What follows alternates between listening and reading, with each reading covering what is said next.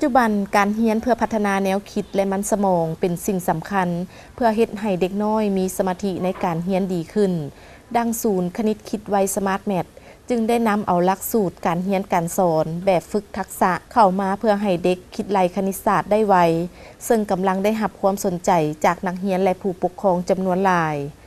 ศูนย์คณิตคิดไวสมาร์ทแมทเป็นศูนย์ที่เน้นหนักการเรียนการสอนเพื่อพัฒนาศักยภาพทางมันสมองของเด็กน้อยในด้านการคิดและการแสดงออกโดยการนำเอาตัวเลขและเครื่องหมายทางคณิตศาสตร์มาประกอบในการเรียนการสอนซึ่งจะช่วยให้เด็กน้อยคิดเลขได้ไว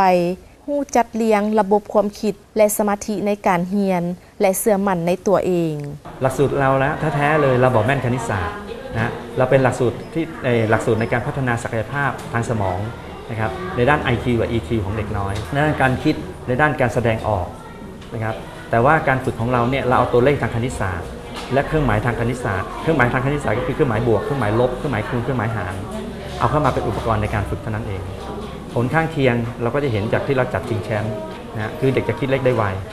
แต่สิ่งที่เราฝึกเด็กเนี่ยเราฝึกในเรื่องของสมาธิเด็กนะครับฝึกในเรื่องของความเชื่อมั่นในตัวเองแล้วก็ฝึกในเรื่องของการจัดเรียงระบบความคิด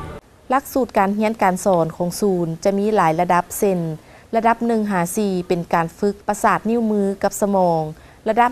5-8เป็นการฝึกลูกคิดญี่ปุ่นระดับ9-11จะเป็นการฝึกสมาธิด้วยการบวกลบคูณหาร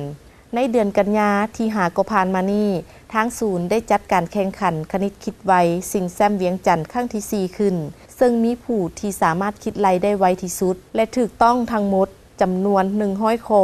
ใช้เวลา15นาทีได้150คะแนนเต็มส่วนอีกหลายๆน้องแมนเฮ็ดคะแนนได้ในระดับดีเซนน้องพรณภาศรีสมบัติเข้าแข่งขันในระดับ A 5-7 ปีญาติได้149คะแนนซึ่งน้องบอกว่าใช้การฝึกฝนทำเรียนเป็นประจำเฮ็ดให้ตนเองคิดเลขได้ไว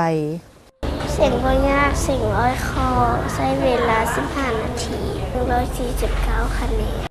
สำหรับผู้ปกครองของน้องสุทธิดาศรีสมศักดิ์ที่ได้รางวัลจากการแข่งขันในระดับ 7-9 ปีว่า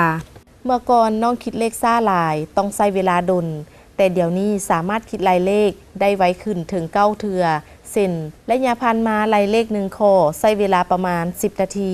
แต่เดี๋ยวนี้ใช้เวลาเพียง 1-5 นาทีเท่านั้นก็ได้ใช้มือมาคิดลายในใจเองเงินไวก่อนแต่กี้แต่เดี๋ยวนี้เริ่มไวขึ้นปัจจุบันศูนย์คณิตคิดไวสมาร์ทแมทได้รับความสนใจจากนักเรียนและผู้ปกครองจำนวนหลายซึ่งในแต่ละเดือนอยู่ภายในนครหลวงวิจันทร์มีผู้ปกครองนำเอาลูกหลานไปเรียนถึง900คนนอกนั้นยังมีสาขาอยู่หลวงพระบางปากเซปากสันพลโฮงและหลวงน้ำทาสำหรับค่าเรียนแมนสมงละ20,000 กว่ากีบจะเรียนในวันเสาร์และวันอาทิตย์ปัจจุบันทางศูนย์กำลังมีนโยบายช่วยเหลือสังคมโดยจะสอนให้โรงเรียนในชนบทแบบบ่เสียค่าเรียนดังนั้นถ้าหากโรงเรียนใดในชนบทต้องการความช่วยเหลือจากศูนย์ให้ส่งชื่อและที่อยู่ของโรงเรียนเข้ามาโดยมีเงื่อนไขว่าจะบ่เก็บเงินเพิ่มนำนักเรียนทางศูนย์ก็จะนำเอาหลักสูตรการเรียนการสอนไปฝึกให้ครูอาจารย์และนักเรียนพร้อมทั้งมอบปึ้มให้ตื่มอีก50สุดท่านผู้ชมการเรียนการสอนแบบคณิตคิดไวสมาร์ทแมทเป็นพื้นฐานสำคัญในการสร้างให้เด็กเป็นคนเก่งและฉลาดพอคณิตคิดไวสมาร์ทแมทจะฝึกวิธีจัดเรียงระบบความคิดให้เด็กได้อย่างถูกต้องและคิดเลขได้ไวสร้างสมาธิให้เด็กน้อยมีความตั้งใจในการเรียนเพื่อพัฒนาแนวคิดมันสมองและการแสดงออกของเด็กน้อยให้ก้าวหน้าดีขึ้นเรื่อยๆ